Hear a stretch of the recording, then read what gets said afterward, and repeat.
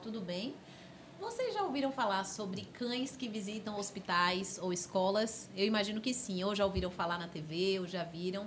Então, essa é uma área de atuação que se chama Serviços Assistidos por Animais e é uma área de atuação bastante séria.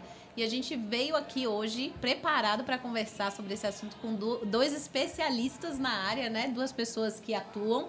E eu vou apresentar para vocês agora. Eu sou Vanessa Campelo, apresentadora do Estação Pet. E estou aqui hoje com o nosso Rodrigo Wilbert Baiano. Eu não posso deixar de fazer essa piada. Luiz Souza, se apresente novamente mais uma vez para quem tem problema de memória ou para quem ainda está chegando, né? É isso, é aquilo que a gente fala, né? Coca-Cola todo mundo conhece, mas eles continuam fazendo propaganda. Então... Exatamente. Então, gente, mais uma vez, muito obrigado pelo convite. É um prazer estar aqui, falar de um tema que eu gosto, particularmente eu gosto muito. Eu sou o Luiz Carlos Souza, sou médico veterinário, comportamentalista, treinador de cães. E vamos conversar hoje aqui sobre esse tema maravilhoso. E estamos aqui também com Laís Elbachar. Se apresente, Laís. Fale um pouquinho de sua trajetória. Olá, minha gente querida. Primeiramente, gratidão imensurável por estar aqui no Vozes da Estação, junto com vocês. Agradeço imensamente esse convite, a oportunidade valiosa de compartilhar um pouquinho dessas experiências, né, e da minha trajetória profissional. Então, eu me chamo Laís Elbachar, eu sou psicóloga, neuropsicóloga, tenho diversos cursos, né, de formação e especialização na área das intervenções assistidas por animais. Opa, já veio aí uma polêmica do nome. Mas em breve a gente... Exato. Mas, então, falando um pouquinho da minha formação, eu gostaria de compartilhar que a minha relação com a psicologia e com a natureza, né, de um modo geral, ela inicia bem antes da minha formação acadêmica, né? Ela vem lá na minha infância, na minha história de vida pessoal, e ao longo dessa trajetória de vida, onde eu tive a oportunidade de vivenciar diversas experiências no interior, no Recôncavo Baiano, no interior de meu pai, da família, né, por parte de pai, na realidade, aqui na Bahia. Ao longo de diversas viagens que eu tive a oportunidade de fazer com minha família e, assim, conhecer toda a diversidade natural e cultural do nosso país, da nossa Bahia maravilhosa, né, do nosso estado e também do nosso Nordeste. E, ao longo dessa trajetória, foi quando eu escolhi fazer a psicologia. E, a partir da graduação na psicologia, que foi quando eu tive, em 2010, a oportunidade de realizar um intercâmbio bilateral na Espanha, onde eu cursei 6 meses da graduação da psicologia lá.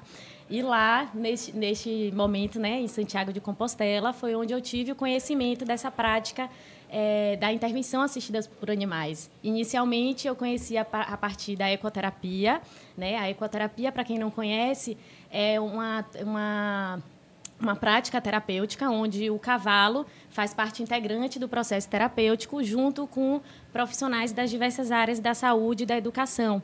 Então, eu tive essa oportunidade quando eu retornei do intercâmbio, que eu retornei para Salvador. Eu entrei em contato com a Associação Baiana de Ecoterapia e ainda durante a graduação da psicologia, eu iniciei minha trajetória e minha história com as intervenções assistidas por animais, lá em Itapuã, onde eu tive a oportunidade valiosa de atuar com veterinários, com fonoaudiólogos, com terapeutas ocupacionais, fisioterapeutas, médicos, então, assim, também colegas psicólogos.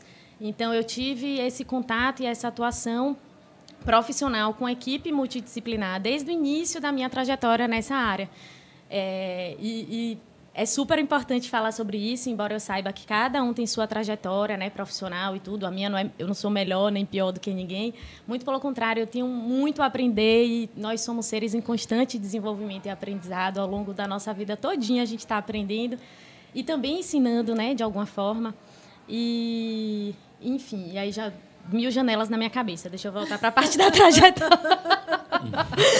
Não se preocupe que hoje o papo vai ser assim, bem fluido. Vocês já repararam que aqui a gente está sem pauta na mesa, né? Porque a ideia é exatamente a gente compartilhar esses percursos e essas trajetórias, exatamente no sentido de trazer para vocês, como a Laís falou, né? A gente aprende nessas trocas. E a intenção que a gente tem aqui é trazer um pouquinho para vocês sobre uma prática que vem crescendo bastante, que já é antiga, não é nova, né? Mas que vem se atualizando para que a gente possa ajudar vocês que têm desejo de participar em fazerem isso de uma forma que seja profissional, que seja ética, que seja justa com os animais que estão sendo envolvidos, porque a gente está falando de mais de uma espécie que está sendo envolvida em um processo, né? Totalmente, até me arrepio.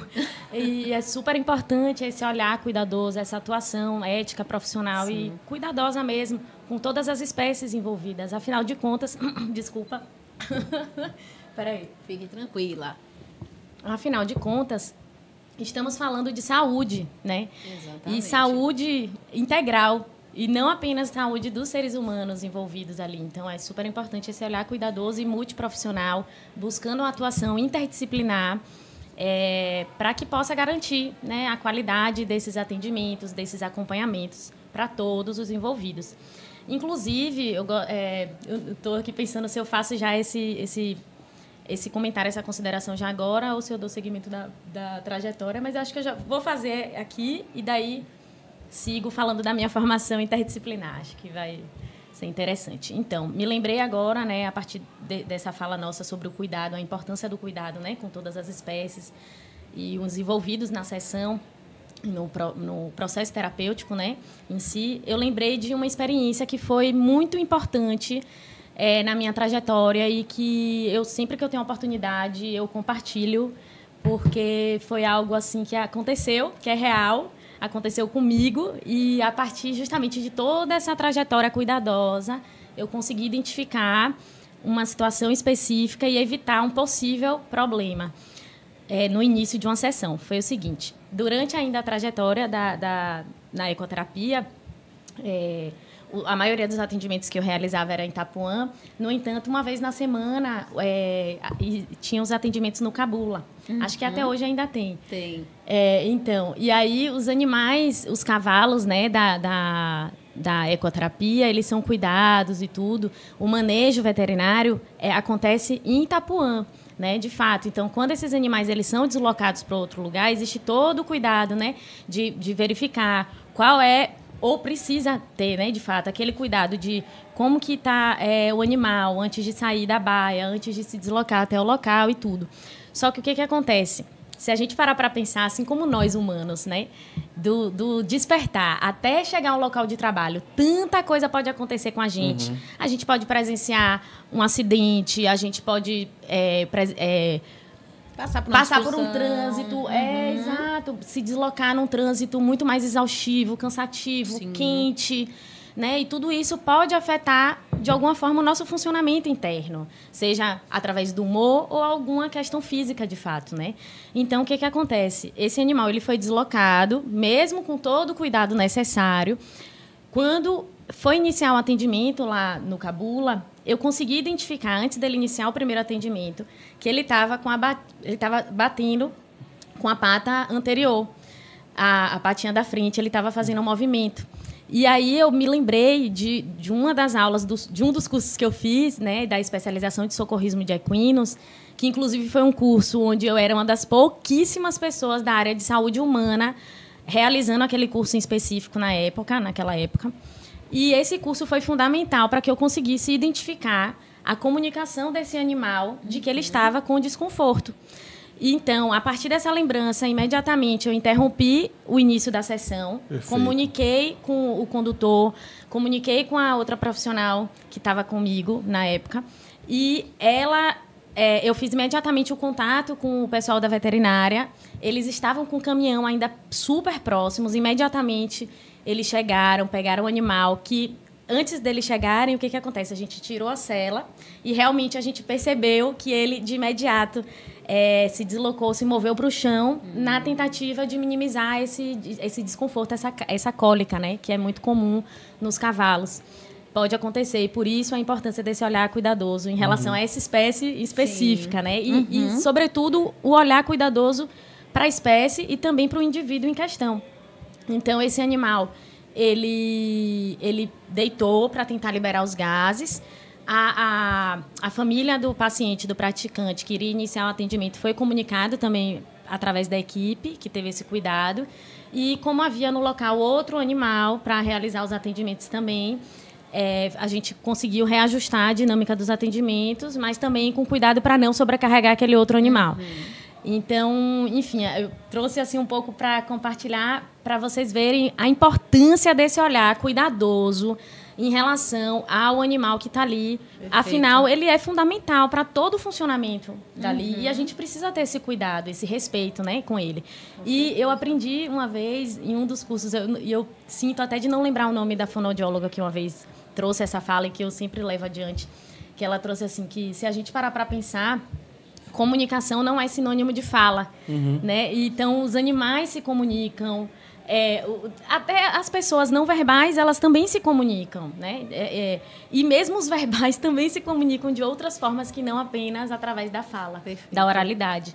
Então, o que acontece? Naquele momento, o animal, ele comunicou, né, através da expressão corporal, que ele estava com desconforto. E eu, a partir do conhecimento e do que eu pude aprender com vocês da área da veterinária, da zootecnia, da biologia, e que eu aprendo muito até hoje, tenho muito a aprender, Ave Maria. Então, a partir desse olhar cuidadoso, eu pude identificar e evitar um possível acidente, né? Sim. Porque um animal com desconforto, ele poderia ali se jogar no chão, mesmo com a cela, no atendimento. Sim. E uma criança que está ali para ser acompanhada e para melhorar o quadro dela, né? Para melhorar a qualidade de vida dela, se acontecesse um acidente, poderia piorar, né? Exatamente. Aquela fase do desenvolvimento dela, aquele momento. Essa observação, a gente pensa muito no equino, naquela estrutura imensa, um animal muito grande, mas é um animal muito sensível. Eu não trabalho com equino, gente, como profissional veterinário, mas eu já tive, na época de estudante, estagiei muito tempo com equinos, inclusive, talvez seja no mesmo lugar. E a gente observava, e assim, trabalhar com cavalo, trabalhar com animal de forma geral, principalmente com cavalo, que é um animal de uma estrutura muito robusta e qualquer movimento pode causar, sim, uma lesão muito séria. Você precisa saber chegar no cavalo. Sim. Os animais são destinados, eu acho que eu não sei, não sou leigo em ecoterapia, mas falando como veterinário, você precisa saber chegar num cavalo. Não estou falando um cavalo que é destinado para isso, mas qualquer cavalo. Qualquer cavalo. Eles são muito sensíveis a odores, eles são muito sensíveis e a cólica, a movimentos, a tudo. E a síndrome cólica é uma questão muito difícil pela própria anatomia do intestino do cavalo, né? É um intestino extremamente grande e qualquer alteração, como é que o cavalo desenvolve? O que é a síndrome cólica? Eu não sou especialista em equinos, mas qualquer coisa pode levar o cavalo à cólica. Estresse, se você mudar o horário de oferecer a ração, o volumoso, né, que a gente chama que é o capim, que a gente vai chamar a ração de concentrado e o capim de volumoso. Então, como você oferece, se você oferece antes ou depois, se você oferece muita ração antes, ele vai produzir, vai ter ali uma ingestão muito grande de carboidrato, vai promover muito gás. Então, síndrome cólica é uma emergência, né, em equinos. Então, foi bom citar. Tanto que aconteceu, exato, e deu tudo certo no encaminhamento necessário, ele recebeu atendimento. Então, assim, o cavalo ele pode desde ele ir para manobras clínicas e correr tudo muito bem. Mas também pode vir a óbito. Pode vir a óbito, ele pode precisar de cirurgia, justamente por conta desse manejo desse intestino muito grande. E realmente. E só para também complementar, ele não vomita, né? Não, o cavalo ele não vomita como algumas outras espécies de mamífero. Ele não faz isso. Então, se ele fizesse, seria ótimo. Por isso que uma das abordagens com o cavalo para tentar descompactar é a passagem de sonda. É uma das primeiras coisas que é tentado, né, com o cavalo. Então, quando não funciona, aí... E eu acho que essa fala de vocês, né, acaba tocando num aspecto que é o que embasa hoje a nossa prática nos serviços assistidos por animais, que até janeiro eram intervenções assistidas por animais. Então, essa pequena polêmica, né? Sim, que por anos foi, mais de 10 anos, foi desde 2014, né, que a gente tem essa nomenclatura, intervenções assistidas por animais. 2004 ou 2014? Acho que foi 2014. Não, 2014, com a IAHAIL, que é uma das instituições da área, né, que regulamentam. E desde 64 que a gente tem um nome mais antigo que algumas pessoas ainda se apegam, né? Que é pet terapia. Então, talvez você que esteja ouvindo a gente, está ouvindo isso tudo, não está entendendo ainda do que a gente está falando. Mas nós estamos falando do trabalho que é feito onde a gente faz a colocação de um animal de forma intencional, né, integrada a um trabalho ou na área da saúde, ou na área da educação, ou do desenvolvimento humano, para promover ganhos biopsicossociais para o sujeito que está sendo atendido. Mas a premissa básica, né, desse nosso trabalho é o bem-estar único. E o que é o bem-estar único? A palavra fala por si só, né? É manter o bem-estar de todos que estão envolvidos nesse processo, né? E que foi exatamente, veja, o seu olhar sobre o comportamento do animal evitou uma série de possíveis evoluções ruins daquele caso, né? Que iriam repercutir sobre todos os que estavam envolvidos. É verdade. Então, quando a gente fala em bem-estar único, tem gente que diz, ai, mas que exagero, ele só estava mexendo a pata. Não, veja, não era só mexer na pata, era uma cólica. E veja o quão grave é uma cólica em um cavalo. E, para isso, o quão preparado esse profissional precisa estar para entender esses sinais. Porque, sendo uma pessoa que não conhece sobre esse animal, como é que ela vai dar garantia alguma de que o bem-estar dele vai estar sendo garantido e, portanto, o de todos os outros, consequentemente, né? Uhum. Então, hoje, o que a gente mais vê são cães atuando, né? Luiz, se você quiser falando em cães, como foi que você chegou no serviço assistentes por animais também? Laís, e depois eu vou falar também. Laís foi uma das primeiras pessoas que eu conheci falando sobre isso por aqui, né? Na época eu era veterinário, ainda atendia a parte clínica, já trabalhava com comportamento, mas dividia a minha agenda entre a clínica geral, a emergência, os plantões. E eu acho que Laís chegou, ela estava com alguma coisa com o cão dela, com o Tom. Com o projeto, Animar. Mas, com o meu projeto mesmo. Uhum. E aí, depois de algum tempo, conheci Vanessa já com Mabi. Mabi filhotinha. Só que o primeiro contato com ela não foi por Mabi. Foi pelo outro cão dela, por Kalel, né? Que a gente trabalhou durante bastante tempo, não foi, Vanessa? Já, com ele. Vai fazer 8 anos. Kalel vai fazer 8 ou 9? Já? Ela vai fazer 8 anos. Mas o tempo passa. Nossa, eu também tenho 9 já, você acredita? É mesmo? E você foi logo no iníciozinho pois mesmo. Então, quando eu não o Tom sou velho chegou. assim, Revelações. Mas então, a gente já vem aí há um tempo, né? Somos millennials. E aí depois, né, a gente fez um trabalho com o MAB. Depois Vanessa chegou com a Somar, né, que antes tinha outro nome. Era. Né? E hoje faço parte da equipe, com muito orgulho de dizer isso, faço parte, dando minha contribuição pela Somar, né? Sim.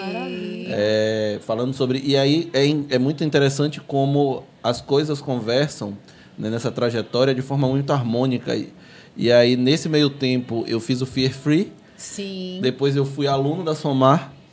E a gente foi percebendo como a conduta... Para quem não sabe o que é o Fear Free, gente, o Fear Free é um programa de certificação internacional para profissionais que trabalham com animais, principalmente animais em ambiente hospitalar. Então, somos treinados para promover o melhor atendimento, reduzindo ansiedade, medo e estresse.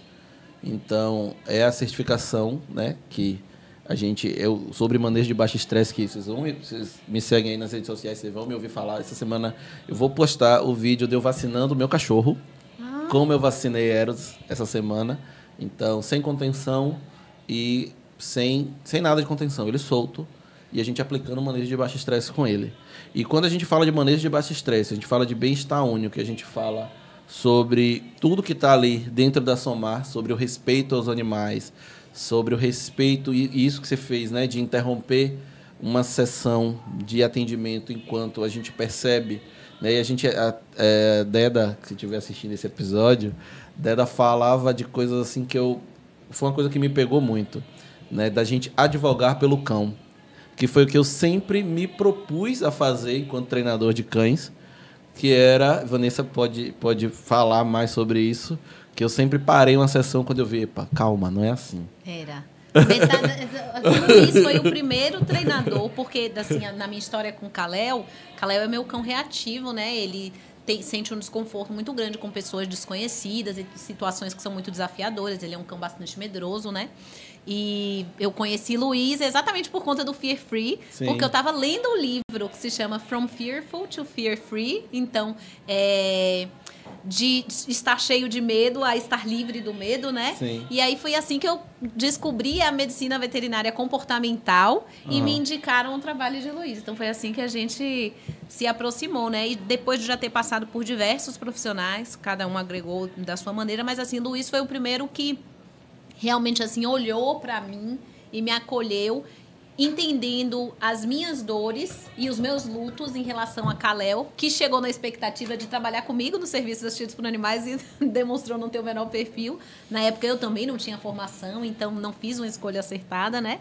Mas foi quem me acolheu nesse lugar de entender o que eu estava passando e dizer assim, calma, o que a gente precisa trabalhar agora não é Kalel, é você. Então, de fazer esse jogo de cintura mesmo, né, Luiz? De você conseguir equilibrar aquilo que são duas partes para funcionar como uma, né? A gente tem alguns livros, né, que falam bastante sobre esse conjunto treinador-cão, o Não o Mate, né? Eu acho que é um livro que fala bastante desse time. Não tem como a gente treinar um cão de forma isolada. E é uma coisa que eu prego bastante para todo mundo que faz consultoria comigo.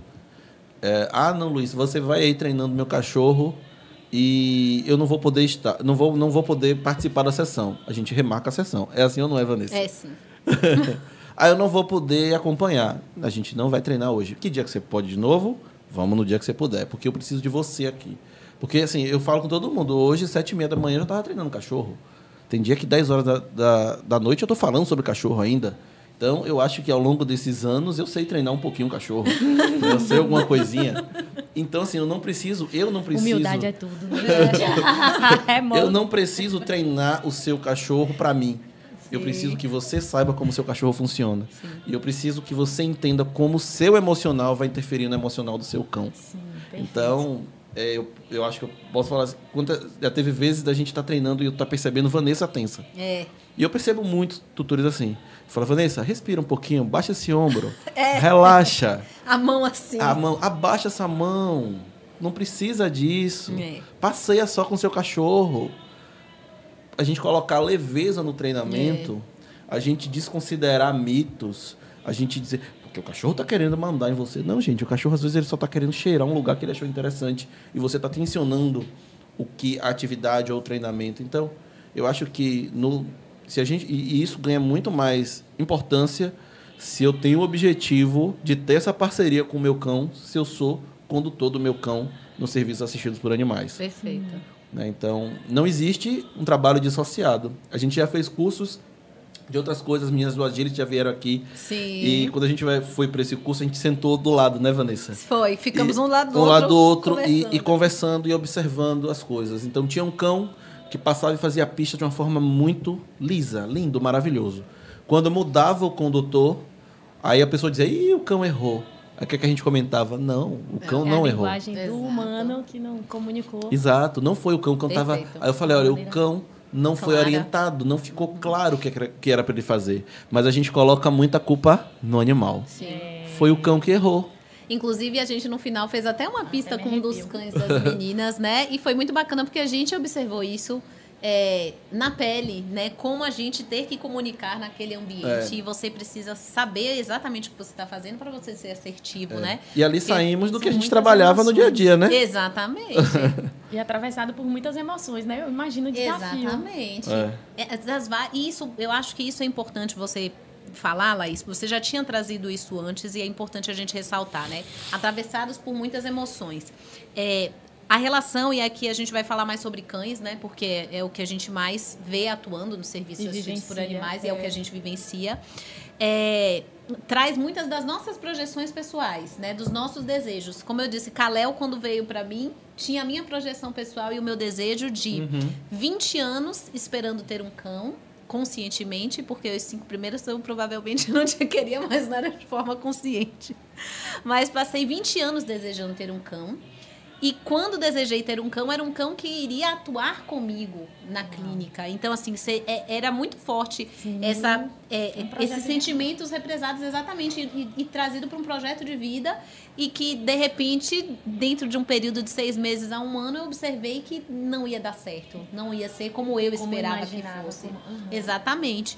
Então, assim, levou um tempo muito grande para eu entender que Kalel não veio para ser quem eu queria que ele fosse, mas ele veio para ser quem eu E precisava. eu também passei por isso, depois eu conto minha experiência com Eros. Eu também passei. Eita, Eu passei então também. Todos nós temos nós, essa... afinal, somos seres humanos, né? Exatamente, Antes afinal, de somos seres qualquer humanos. papel e função social, antes de ser Exatamente. psicóloga, veterinário, fono, Com nós somos seres certeza. humanos. E eu tive que ressignificar esse lugar, assim, de entender. E foi ressignificando que me veio também a necessidade de entender ele enquanto espécie. E, poxa, por que não está fluindo essa comunicação? Eu achei que ia ser tão fácil. Os seres humanos e cães convivem há tanto tempo. Por que eu não estou conseguindo fazer isso fluir? E a gente escuta tanto de fora, que é o tutor, né? O cão é a imagem do tutor. O cão é a imagem do tutor. Que eu comecei a me sentir a pior pessoa do mundo. Sim. Porque se o meu cão não gostava de ninguém, então quem era eu nesse lugar, né? É. E aí foi começando a estudar sobre o comportamento canino que eu comecei a entender que muitas das questões que eu escutava eram mitos, que existiam várias outras questões que precisavam ser trabalhadas, que não tinham sido trabalhadas. E foi assim que eu comecei a entender exatamente quem era essa espécie. E exatamente não, porque como você disse, ainda tem muito mais pra gente aprender tá aí, sempre né? aprendendo, A gente tá sempre aprendendo, mas assim, Mas foi se entender aprofundar, mais. foi mergulhar nesse universo canino, né? Exatamente. Entender mais ali aquele funcionamento e o que eu poderia fazer. Porque, no fim das contas, é o que o ser humano pode fazer, né? Para afinar essa relação. E sem que essas expectativas estraguem esse vínculo e façam com que a gente ponha o cão para passar por situações que ele não deva, né? E eu falo isso porque alguns treinadores que passaram pela gente, quando eu contava a história de que eu queria trabalhar nos serviços assistidos por animais, eu estava começando a estudar, e aí eu já tinha uma noção. E eles perguntavam, mas você ainda vai querer que ele trabalhe com você? Eu cheguei a te perguntar isso. Me perguntou, não quando foi? ele estava melhorando, ele estava ótimo. Eu perguntei, você ainda tem vontade? Ela, não, Luiz. Não, e a minha reflexão foi assim, não, eu já entendi que não é dele, que isso não é para ele. Se eu colocasse ele, a gente poderia treinar ele e condicionar a chegar a um ponto, ele poderia chegar no ponto de colocar, mas o quão submetido ao meu desejo ele estaria e desconfortável de estar naquela situação, ainda que não reagisse, que a gente condicionasse ele ao ponto dele não reagir. Assim, o quanto que o bem-estar dele ali estaria sendo garantido. Exatamente. E aí eu acho que eu e Luiz tínhamos muita afinidade nessa questão. Eu acho que era uma prova a mais que ele estava me passando, um teste. Não, era uma pergunta genuína mesmo, mas porque eu sabia da sua expectativa com Kalel. Sim. E eu comecei a enxergar durante o treinamento uma possibilidade. E aí eu queria saber, até para me direcionar, e as perguntas... Reavaliar e avaliar qual é o objetivo dela. É. E tem uma coisa que você falou aí, uma coisa que o Dante fala, o Dante Camacho, gente, a gente gosta muito do trabalho dele. Então ele é citado aqui o tempo todo. Ele é todo citado. E no curso, eu não vou me lembrar qual dos cursos dele que ele falou isso. Eu não sei se foi num curso de formação geral de adestramento ou se foi no de reatividade, mas teve uma frase que ele falou durante o curso que eu falei que assim, nossa, isso é verdade. Ele falou assim, treinar cães não é sobre mudar o cão. Mudar cães é a gente mudar o meio. E o meio pode ser a gente. É a gente reconsiderar coisas. Onde eu estou inserindo esse cão. Está na hora dele estar aqui? Está na hora dele estar ali? E até agora, no treino de MAB, teve coisa que a gente planejou, a gente planeja, está tudo muito planejado. E aí, Vanessa chega para mim assim, Luiz, tal coisa assim. Eu falei, não, está na hora. Segura, vai chegar. Olha, aí eu mostro no planejamento. Tá aqui, ó. Vai ser daqui a pouco. Mas ela ainda, para ela, e veio muito essa reflexão. O meio ainda não favorece que ela desempenhe bem. Exatamente. De ser gradativo, né? Um caminho, um percurso. Tem que ser. Então, né? Você falando aí de cães de interesses e tal, 2018 me aparece Eros, o meu cão. Sim. Então, até 2018 eu ainda estava numa vida Olha, plantão. acho que foi quando a Argila chegou para mim também, mas vai, continue. Depois então, eu vou contar da minha parte. Então, assim, antes eu não ia ser veterinário, gente. Eu fazia ciência da computação, eu era da tecnologia, das coisas, já estagiava, fazendo ensino médio e estagiando na área. E estava indo lá para outro lado da área. Encaminhado, assim, já estagiava na empresa do amigo de meu pai, já frequentava muito esse ambiente mais da informática, da tecnologia e tal. Olha, se fosse em outro momento, você estaria por trás das câmeras com o Rodrigão e Silas. Só que, nesse momento, o meu cão da época, Maradona, que foi o meu cão que que foi desde a minha infância. Ele já tinha 15 seu anos companheiro. e ele tinha insuficiência renal crônica.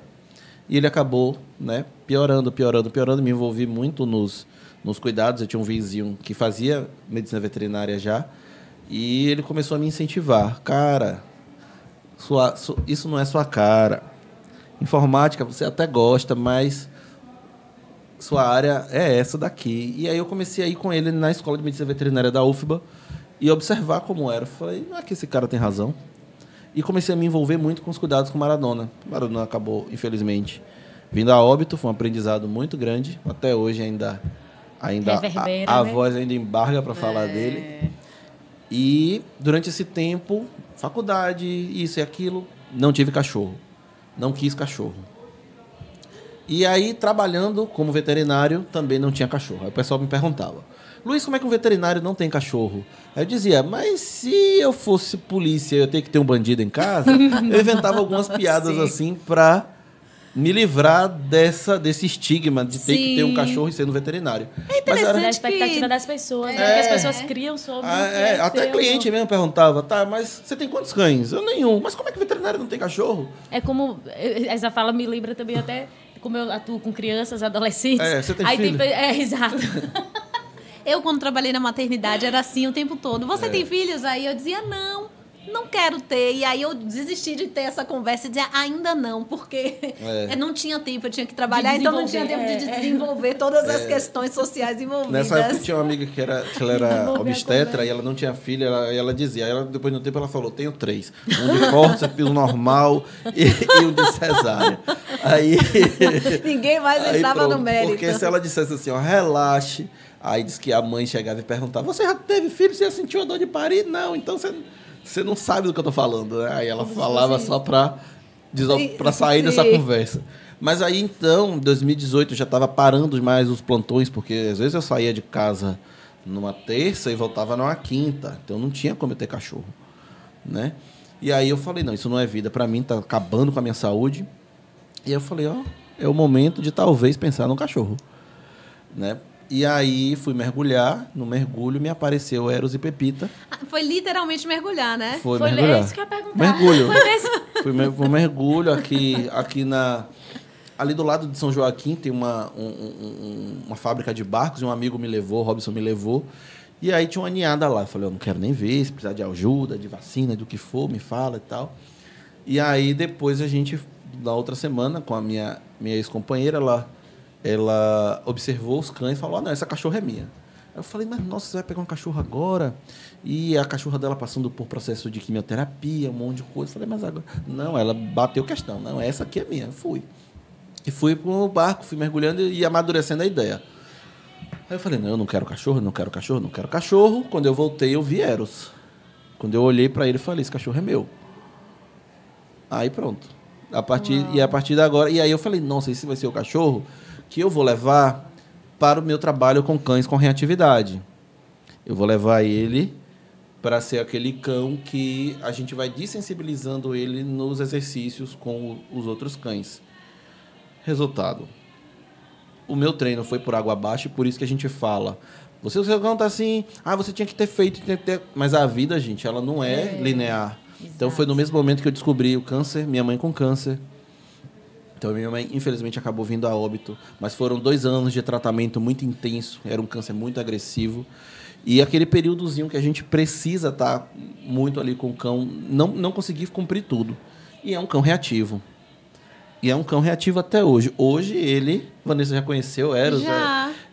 Hoje ele late ainda, mas é um cão muito mais... É um cão que eu considero um sucesso profissional e pessoal muito grande. Porque as pessoas transitam pela minha casa, andam, vão, voltam, ele não faz nada. Minha filha, só falta botar ele de cabeça para baixo. Eu tenho que proteger hoje Eros de Laura. Pô, esse final de semana mesmo, ela estava abraçada, agarrada com ele e se escondendo dela. Minha filha, para de fazer isso. Então, assim, é um cão que tinha tudo para agredir a tudo e todos, mas não é. Né? Ele mostra aquela cara ali que a gente já conhece da reatividade, mas é aquilo. Não é, como você estava falando, no serviço ativo por animais. Aí eu tenho um cachorro, eu vou colocar ele para atuar. Não é bem assim. E às vezes parece que é uma resistência do profissional quando uma pessoa chega com essa ideia. Luiz, eu sou psicóloga, eu sou terapeuta ocupacional, eu já tenho um cachorro que tem 5 anos, e aí eu quero botar ele para atuar. E a gente diz assim, calma, que a gente precisa avaliar se o seu cão, e a gente precisa fazer reúne essas as características que vai ser bom para ele, para você e para o seu paciente. Exatamente. Né? Então, muita gente pensa assim, que nada, isso é frescura.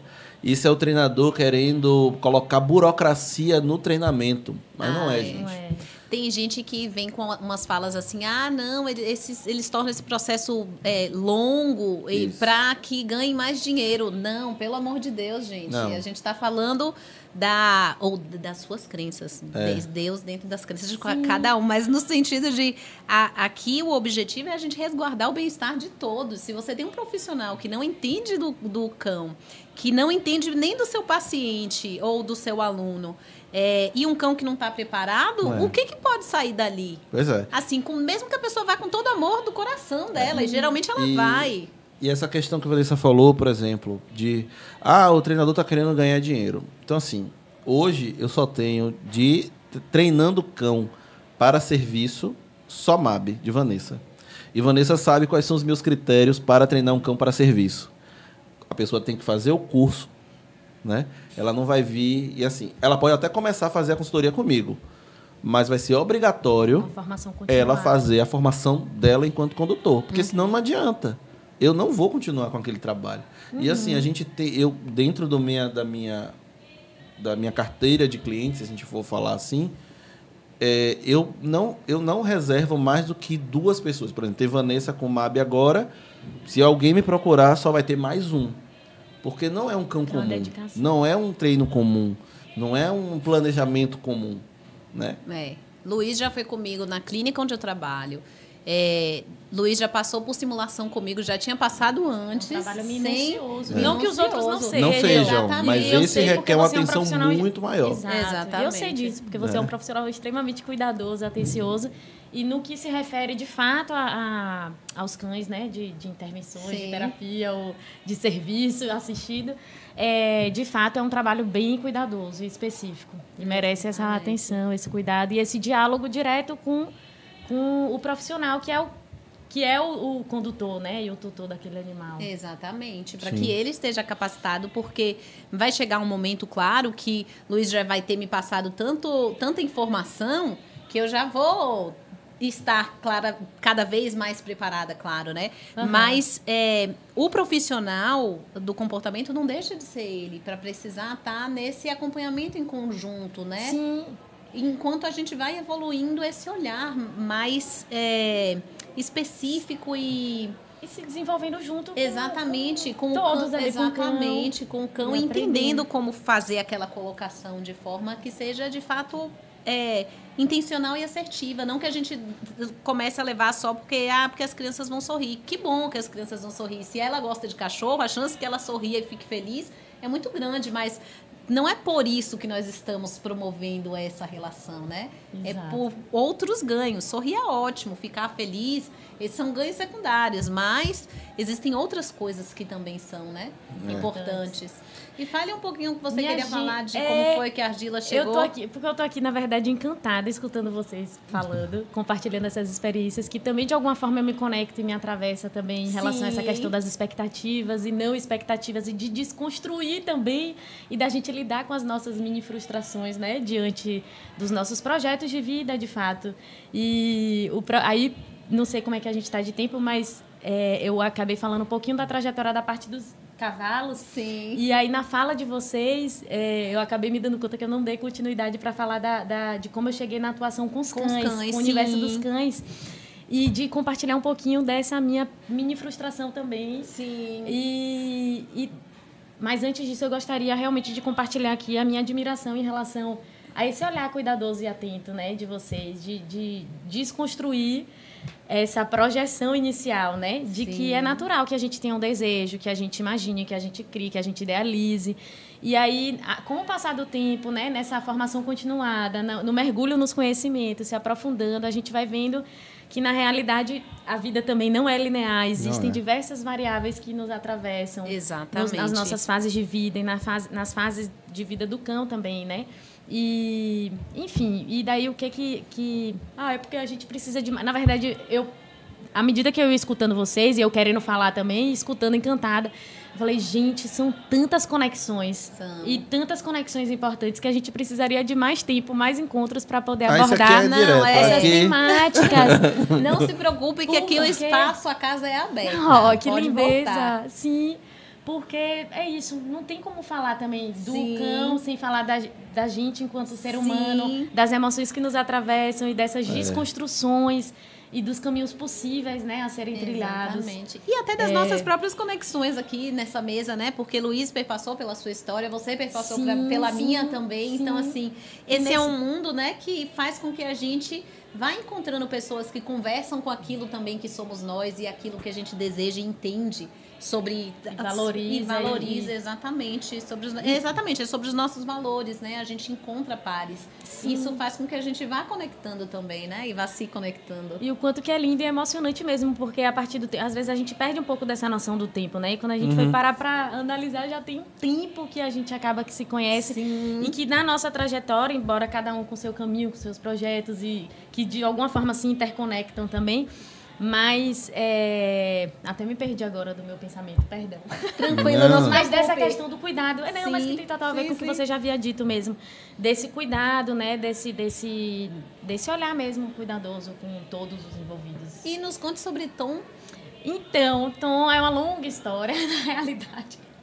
Uma longa história. Tom, o que acontece? Eu trabalhei por 4 anos, né? Eu atuei com a ecoterapia, que é com cavalo, né, fazendo parte integrante do processo terapêutico.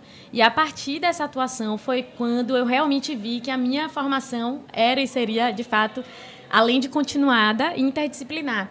Então, foi quando eu busquei a formação complementar na pedagogia, que aí eu havia passado, na época, na Faculdade de Educação, na UFBA. E, em paralelo, eu também, além dos cursos de ecoterapia, de intervenções assistidas, que eu tive a oportunidade de fazer em Brasília, em São Paulo, no Rio Grande do Sul, eu também busquei a pós-graduação em neuropsicologia na UFBA também. E aí, no meio dessa trajetória, o que acontece? A partir da prática com a ecoterapia, eu pude observar os benefícios desse contato e dessa experiência, né? Não só para a criança, para o adolescente, para o praticante ali que montava no animal, no cavalo para fazer a sessão, mas na família também. E dos benefícios não só para as famílias, mas para a equipe. Então, na minha atuação profissional enquanto psicologia, meu movimento sempre foi do desemparedamento da vida, do desemparedamento da infância, no sentido de que, se a gente parar para pensar, hoje em dia a vida é toda muito encaixotada, né? A criança nasce, aí já vai para caixa casa, aí depois vai ampliando esse convívio social. Caixa transporte, caixa escola, tá tudo encaixotado. E escolas que parecem hospitais, enfim, aí já é uma outra longa história. Se eu começar a falar, são várias conexões. Mas é bom que a gente marca outra pauta. Isso mesmo. Aceito e agradeço. Mas, em relação a... esse desemparedamento, ao desemparedamento. Foi quando eu, a partir dessa prática, eu identifiquei também e percebi que o que acontece? Embora a ecoterapia, né, ela promova benefícios diversos para as pessoas que estão ali praticando, algumas pessoas, de alguma forma, elas não poderiam acessar aquele local, seja pela fila de espera, que é gigantesca, mas não apenas por isso, até pela questão da mobilidade reduzida, ou até mesmo eu levei em consideração e pensei, poxa, que interessante seria levar uma porção da natureza para descontextualizar determinados espaços. Foi a partir daí que surgiu a ideia de desenvolver o meu próprio projeto, onde eu pudesse fazer essas articulações com outras espécies e desenvolver esse trabalho inicialmente. Aí eu tracei metas de curto, médio e longo prazo no sentido de no primeiro momento, descontextualizando esses cenários, né, de clínica, de sala de espera, de escolar também. Já tive a oportunidade de fazer um trabalho pontual e específico. Na época, a terminologia era atividade assistida por animais, lá no Hospital Sara, aqui em Salvador mesmo. E foi bem interessante. Mas, voltando ao início da história do Projeto Animar, que tem a ver com um pouco das frustrações. Olha só como são as coisas. O Projeto Animar... É porque eu não estou com a canequinha aqui para mostrar a logomarca. Mas animar, o nome vem de anima, ânimos, da psicologia junguiana, mas também em relação a de animais humanos e animais não humanos. Até porque nós somos animais também, embora algumas pessoas não gostem, né, não, mas o fato é que nós somos animais também.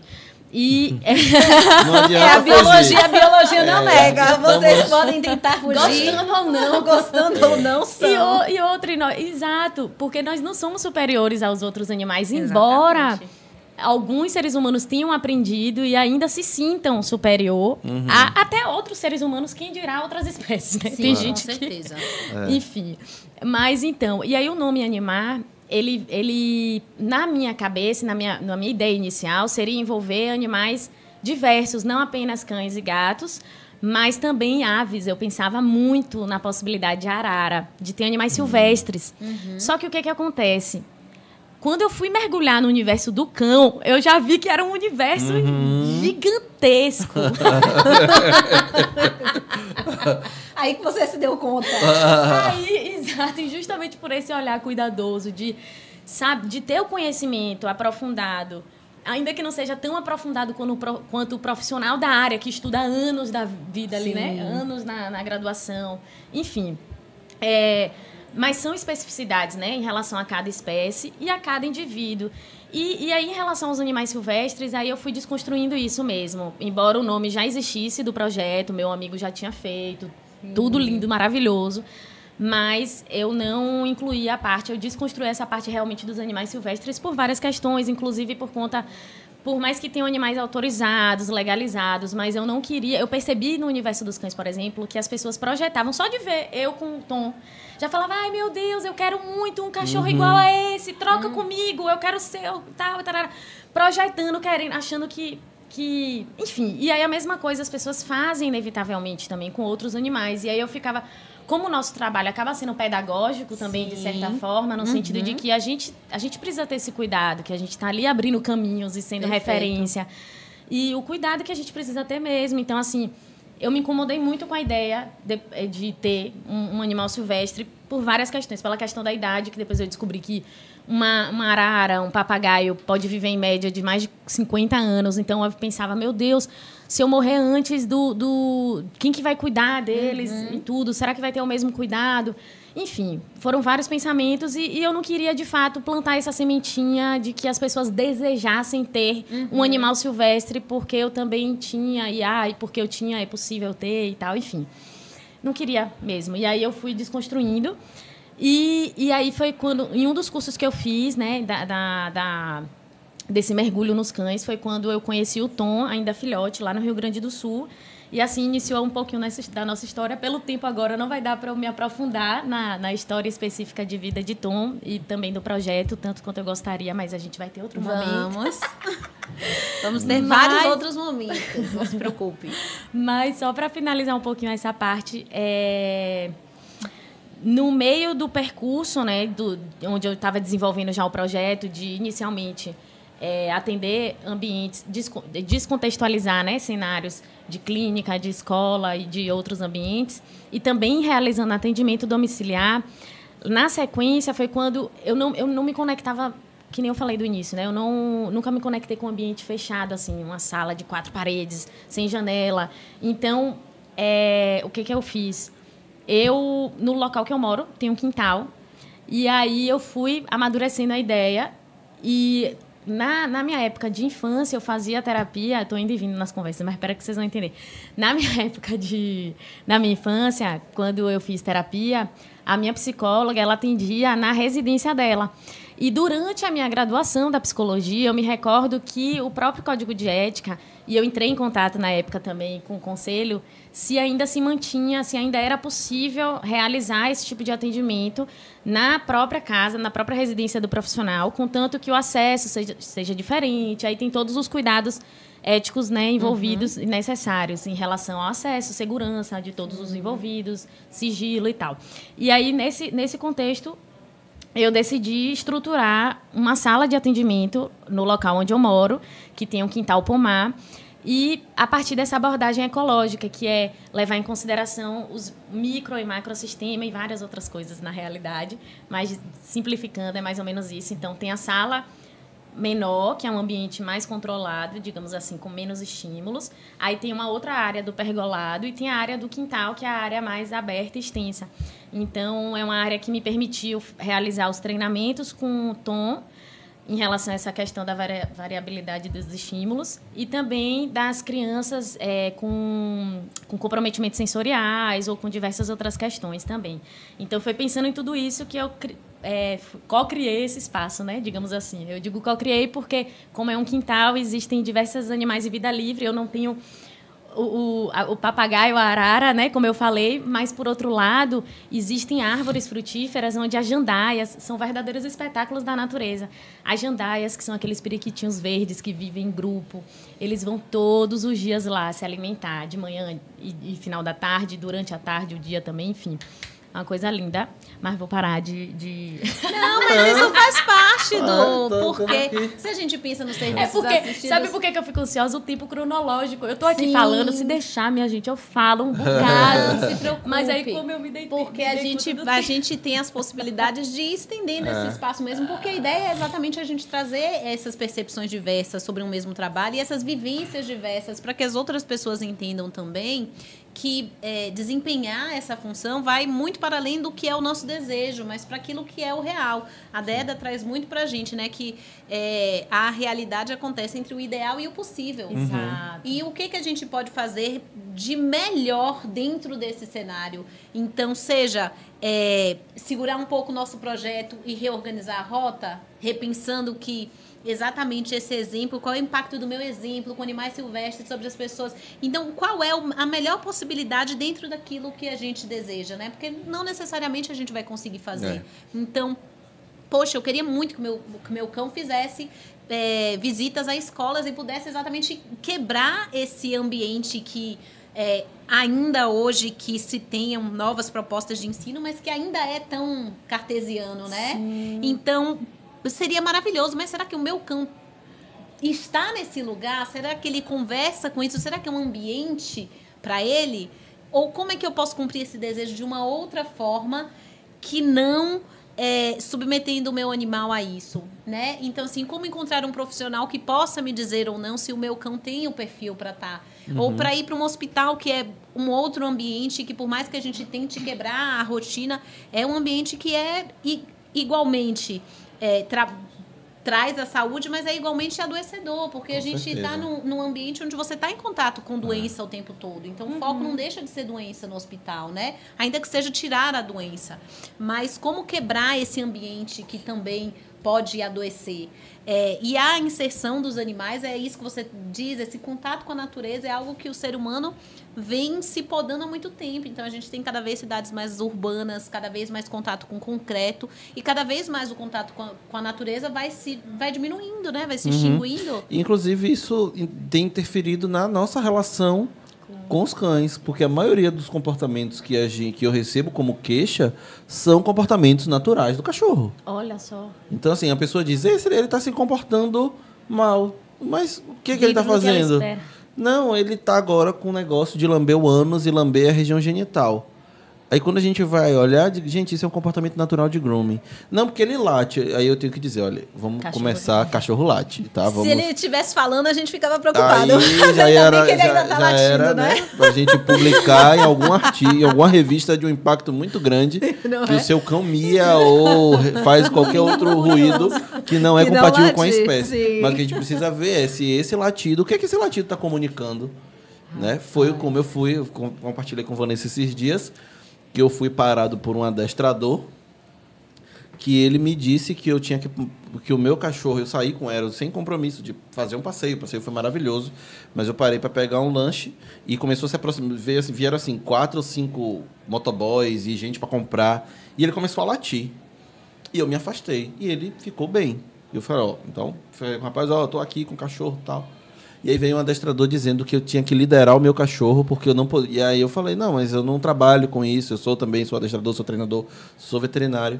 Aí ele, sim, você deixa o seu cachorro latindo? Eu falei, não, mas ele não está latindo. Ele latiu porque ele precisou e eu entendi o que estava incomodando, eu saí e trabalhei isso de outra forma. Mas a forma convencional que a gente tem pensado em suprimir comportamentos e não compreender o que é natural tem adoecido os cães, tem adoecido as pessoas, porque não gera só um transtorno no cão, gera uma frustração no tutor que não sabe lidar com aquele comportamento. E às vezes fazer um movimento que seja tirar um cão daqui e colocar ele ali resolve o problema e não ficar, cala a boca, fica quieto, e piorando o emocional do cão e se piorando. Então assim, ó, um movimento simples, sair daqui do conflito e ir para 4, 5 metros de distância. Resolver o seu problema além do treinamento. Porque a gente fica pensando sempre que treinamento vai ser sempre senta, fique, deita e obediência irrestrita. Então, assim, quem vem com esse conceito na cabeça, gente, não precisa me contratar. Ou então precisa me contratar para compreender quais são as alternativas. Exatamente. Até porque são as formas do comunicar, né? Isso. E essa é uma forma dele comunicar o desconforto. Imagina se a gente vai tirar do cão... e a leitura do tutor sobre, exatamente. Porque se a gente tira dele a forma de se comunicar, a gente vai ter... O que vai ser desse animal? Se qualquer ser vivo perde a forma de se comunicar, o que será desse ser vivo, né? Sim. E da sua individualidade? O que sobra para ele? Sobra um cão doente, sobra um cão com alterações, às vezes, que são dermatológicas, que são transtornos em comorbidade com lambeduras excessivas. Em desamparo aprendido. Esse cão, ele suporta, porque das vezes que ele latiu, ele foi punido. Das vezes que ele arrastou na guia para sair dali, você disse que não, que ele tinha que ficar ali. Então, é um cão que às vezes é doente, é um cão... Eu atendo muito isso. Coisas simples que a gente observa. Um cão que não relaxa. Um cão que não deita. Você está andando com o cachorro e o cachorro, em momento nenhum, ele nem senta. Ele não deita. Para comer um petisco na sua mão, ele só falta arrancar a sua mão. É um cão com comportamentos sempre exagerados. É um cão que está em alerta o tempo todo. Então, aí vem um olhar também, né? Estou com alguns casos desses. Estou lembrando aqui da semana. Vai falando e vai lembrando. Da gente olhar também a parte clínica. Porque a gente tem uma quantidade muito grande de cães que podem ser cães ou de serviço ou não, mas aquele cão que vive com a dor crônica. Sim. Exato. Então, assim, a gente não aguenta sentir uma dor de dente. Pois é. A gente não aguenta sentir uma dor de cabeça que a gente cancela compromisso, a gente diz que não está bem, a gente não faz qualquer coisa. Mas o nosso cão, às vezes, vivendo com dor, ele é obrigado a treinar. Sim. Ele é obrigado a ir para uma sessão, porque eu marquei com o meu cliente, marquei com o pai, marquei com todo mundo, fulano está esperando. O cachorro teve só uma diarreazinha hoje de manhã. Às vezes ele está com uma colite, às vezes ele está com uma dor abdominal que está incomodando demais. Sim, né? Exato. Então, é bom a gente repensar essa questão do bem-estar, né? Do cão que vai trabalhar ou do cão no geral, o cão de dentro de casa mesmo. É como a gente quer estabelecer esse vínculo e essa relação com o animal que está sob a nossa tutela, né?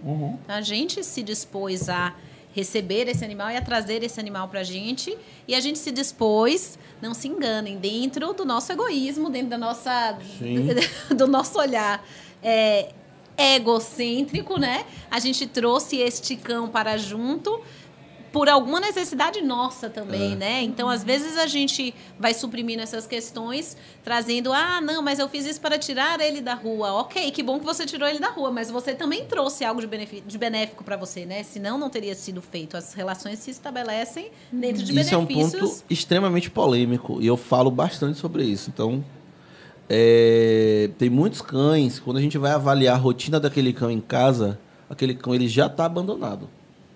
A gente pensa muito no abandono, o cachorro na rua. O cachorro, esse cão está em situação de rua, ele está abandonado.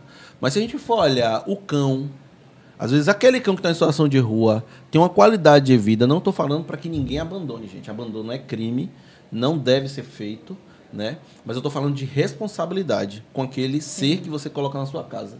Tem muito animal que ele só recebe água e comida. Isso são maus tratos. Né? E às vezes um cão que está na rua, que come, que passeia, que transita, que cheira, que tem uma vida mais natural, tem uma qualidade de vida melhor. Esse cão ele não está numa situação boa, né? Porque ele está abandonado. Mas o seu cão, às vezes, que está ali na casa te esperando durante 12 horas, 18 horas que você está na rua, e quando você chega, você não dá atenção, que você está cansado, você só coloca água e comida, esse animal às vezes está em desconforto térmico, porque fica numa área externa, que a água fica quente, esse animal não consegue comer. Ah, não, mas eu dou tudo, eu compro uma ração cara. Será mesmo que essas necessidades estão sendo atendidas? Né? Esse cão não tem atenção veterinária, esse cão não passeia, esse cão não tem nenhum cuidado, esse cão está em uma situação de maus tratos e esse cão já está abandonado.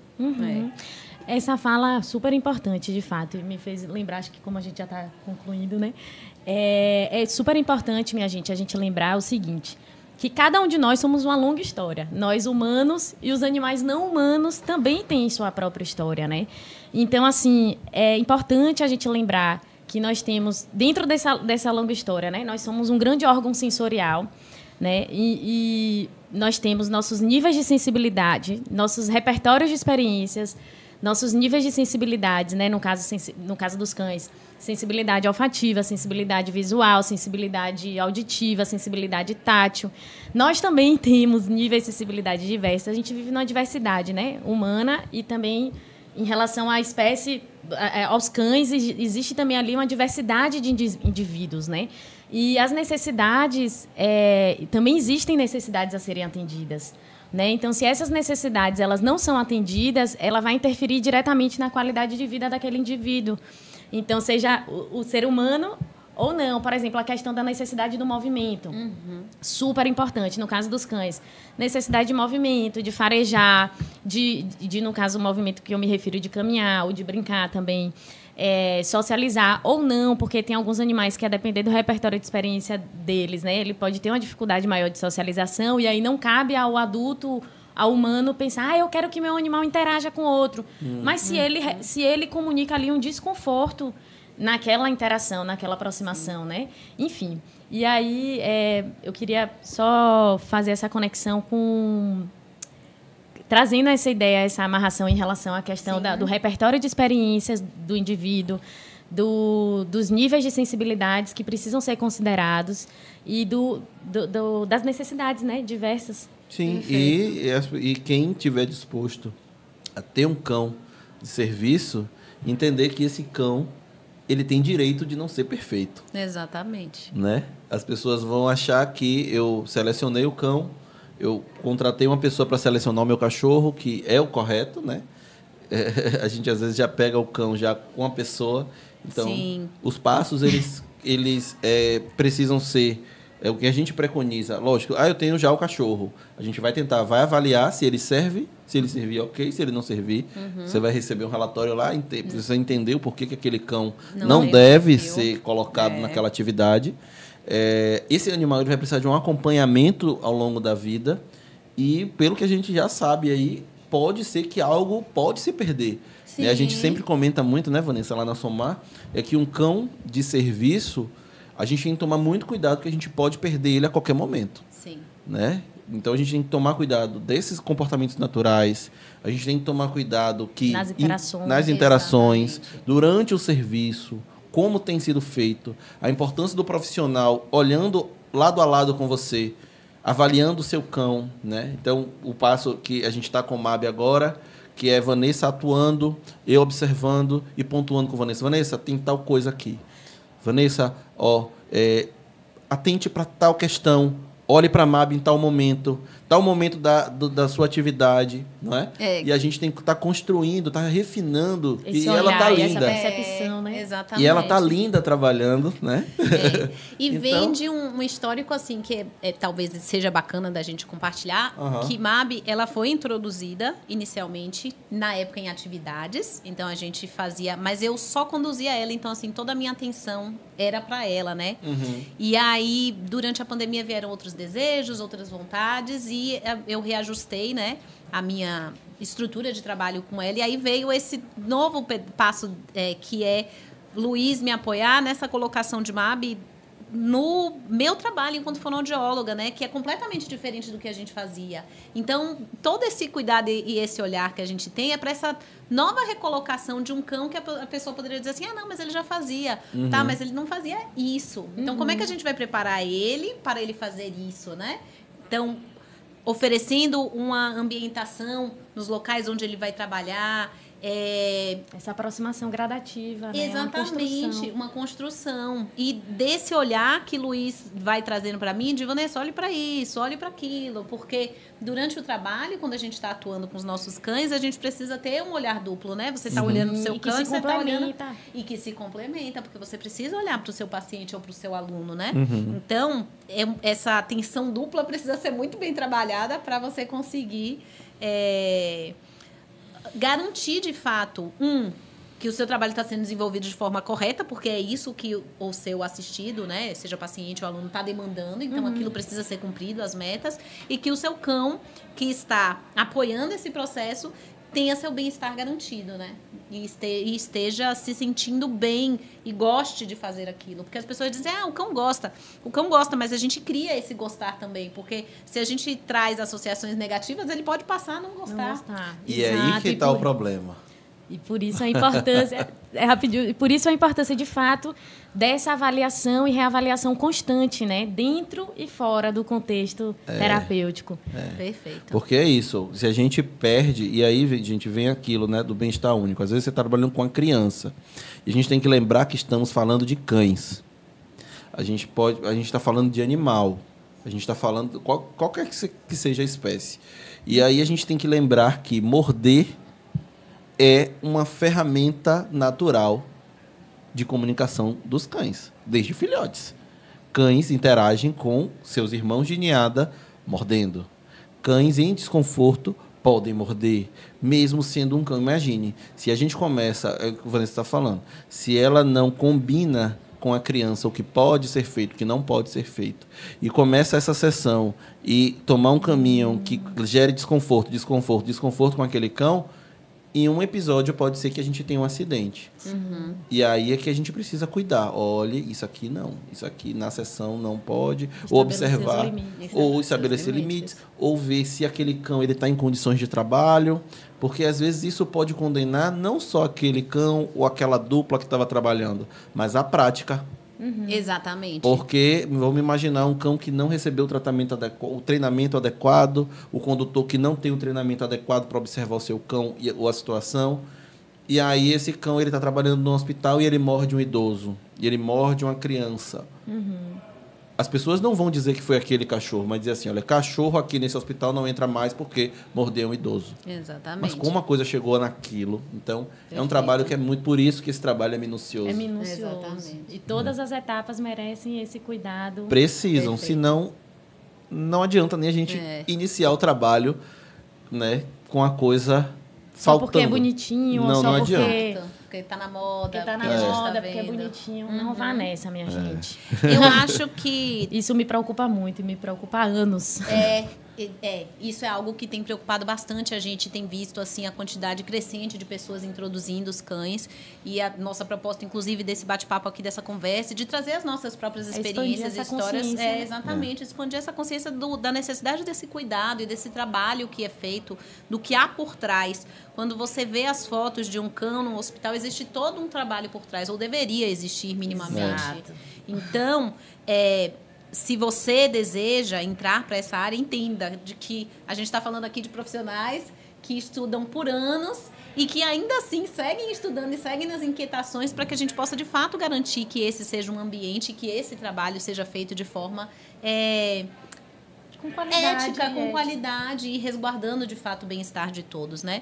Eu acho que eu vou pedir aqui, primeiro agradecer a vocês, né? Estamos chegando no finalzinho, imagina, porque os meninos sempre me deixam bater a meta e dobrar. A gente tem aqui uma conversa. Eles jogam ali o aviso que já deu tempo, eu sempre peço para dobrar a meta. E pelo tempo que vocês mostraram o último aviso, eu acho que já deve ter dobrado, triplicado. Então, pois é, olha só.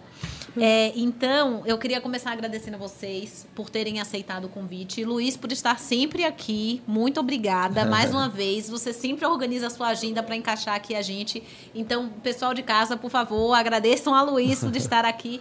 E a Laís por estar aqui pela primeira vez, mas já está aqui de portas abertas para voltar. Inclusive, eu já vou deixar aqui para vocês. Sabe criança quando pede as coisas assim na frente dos pais, que não tem como negar? Então, o meu pedido é na frente das câmeras, que aí não tem como negar. Eu aprendi criança. Como vocês trouxeram essa pauta, né, que Laís falou, né, que grande parte do nosso trabalho é educar. Então, acho que valia a pena a gente fazer uma outra... na verdade, vários outros. Mas um outro onde a gente fale sobre esses processos de como a gente educa o público para receber os serviços assistidos por animais. Eu acho que seria bem bacana, porque passa bem por esses lugares de educar sobre a relação humano-animal, né? E de todas essas considerações importantes, né? Em relação aos cuidados específicos da atuação. Exatamente. Verdade. Então, muito, muito obrigada. Obrigada, Laís, por esse primeiro encontro. Eu já estou na expectativa dos próximos. E gostaria, por favor, que vocês deixassem as redes sociais de vocês para o pessoal encontrar o trabalho de vocês. Maravilha.